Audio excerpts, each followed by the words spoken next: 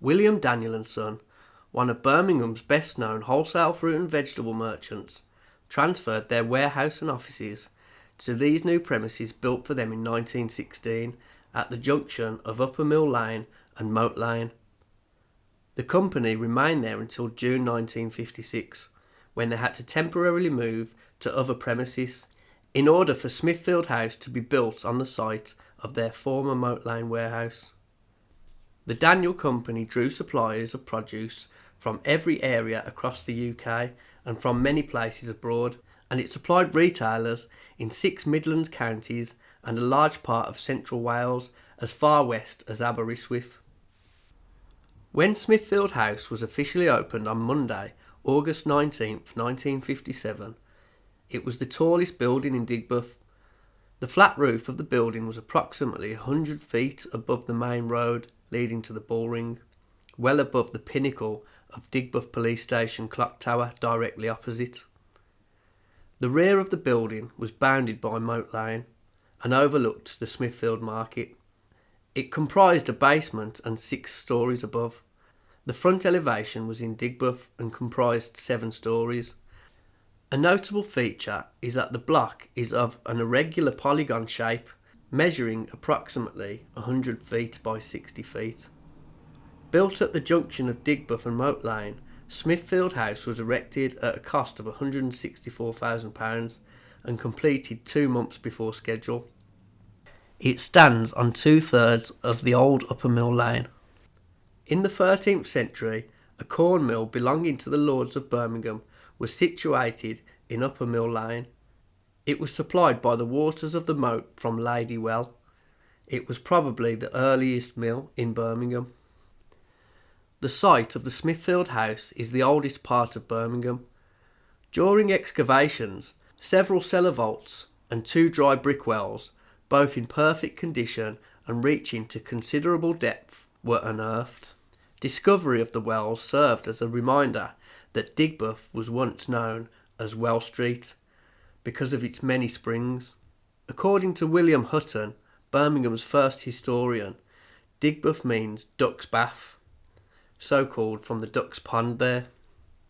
Smithfield House was created as a combined office and warehouse block. William Daniel and Son Limited, the company the premises were initially built for, moved there in September 1957. The first floor housed the Daniel and Sons main warehouse with a 60,000 cubic feet capacity. A second warehouse for long-term storage was located in the basement, approached from the rear of the building. The second floor of Smithfield House accommodated the company's offices and canteen. The ground floor of the building's Digbeth frontage housed the showrooms of Refrigeration Birmingham Limited, which specialised in refrigeration equipment. Both the ground and first floors were constructed of reinforced concrete designed for warehouse loading, so that the first floor offices could, if necessary, be moved to a higher floor, and the space vacated made available for warehouse use. The second and upper floors were made of precast hollow blocks with inset infilling, and the basement walls and floors were made of reinforced concrete. 4 loading decks reached from Moat Lane facilitated the handling of produce at the warehouse. Because of traffic congestion in the market area, these decks were arranged that lorries could stand within the confines of the site, well clear of moving vehicles. On the 13th of April 1964, Martin's Bank Limited moved into the former premises of Refrigeration Birmingham Limited on the ground floor of Smithfield House. They were located from the 2nd of November 1936 until the 11th of April 1964 at number 72 Jamaica Row on the site of the former Heinemann Brothers warehouse, demolished in a fire in 1906. Martin's Bank first set up business in Birmingham on the 1st of March 1935 at number 98 Colmore Row. The bank itself is way older than that. It was founded in London in 1563 by Sir Thomas Gresham, merchant, financier and founder of the Royal Exchange. Martin's Bank closed their Jamaica Row branch because the premises became too small to manage the considerable increase of business, and the vast premises in Smithfield House was the perfect size. The building is today a shared office and educational block. It is scheduled for demolition in about 2028 as part of the £1.9 billion Smithfield regeneration plan that will transform the area into a sustainable quarter with leisure and cultural spaces, landscape parks and community facilities. Smithfield House will become the site of a high-end apartment complex with affordable housing. This photo of Moat Lane was taken on the 14th of July 1901 from Upper Mill Lane corner. It shows the Smithfield Market on the left-hand side before the 1903 extension to the north and south of the building. On the right of the picture, you can barely see the old Talbot Inn, a public house which was established on Moat Lane in the early 18th century in a converted Georgian house. It was a two-storey lodging with a sloped roof. A clearer photo of the pub was shown earlier in the video. Next picture of the same road, dated 9th of April 1936, shows the Smithfield Market extension to the north. A bigger building means an increase of activity which leads, as this photo shows, to market congestion.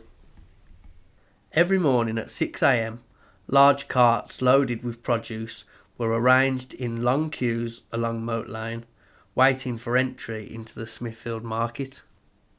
The following photo by Phyllis Nicklin, dated the 26th of February 1954, shows the same Talbot pub, but this time its top storey is missing. It lost it to Luftwaffe bombs during World War II. Although the Talbot lost the storey, it didn't lose its spirit. It kept going like a proper brummie. To be fair, the fate of this crippled little pub was sealed in 1938 when the Birmingham Corporation announced a road widening improvement scheme in the market area and in Digbeth. Moat Lane was to be widened and the old Talbot was in the way. World War II held up the corporation scheme until the early 50s. In 1955, the Digbeth/Derriten dual carriageway was opened at a cost of £250,000 to cope with the heavy flow of Birmingham traffic to the Coventry, Stratford and Warwick roads. As the Digbeth dual carriageway was being traced, concrete tower blocks made their appearance along the roadway. These warehouses were built in the Manzoni fashion, which was to define post-World War II Birmingham in the most brutal way imaginable. The old Talbot now looked dwarfed in comparison with its four-storey high neighbours. It looked out of place, although it had been standing in Moat Lane for 300 years. It now broke the new architectural line in Moat Lane and Digbeth High Street. The Birmingham Corporation decided to intervene by offering Ansell's, the brewery who owned the Talbot, a new 247 square yard site free of charge at the top of Digbeth to build the new Talbot. In exchange, the corporation wanted to demolish the old pub. A deal was made. With the demolition of the old Talbot in the early 60s, the Birmingham Corporation planners were able to do something the powerful Luftwaffe had been unsuccessful at. The new Talbot opened on Friday night, 18th of September 1959. It was Birmingham's first new pub to be opened in the city centre since World War II. It included a public bar, a smoke room, an upstairs lounge and a coffee bar. The Reverend G.C. Potts of St Martin's Church was amongst the guests at the preview. He spoke of the link between the church and the inn in English tradition. The Talbot was renamed the Bullring Tavern in 1974. The Bullring Tavern is still standing strong 65 years after first opening. It has a friendly atmosphere and a loyal and joyful clientele.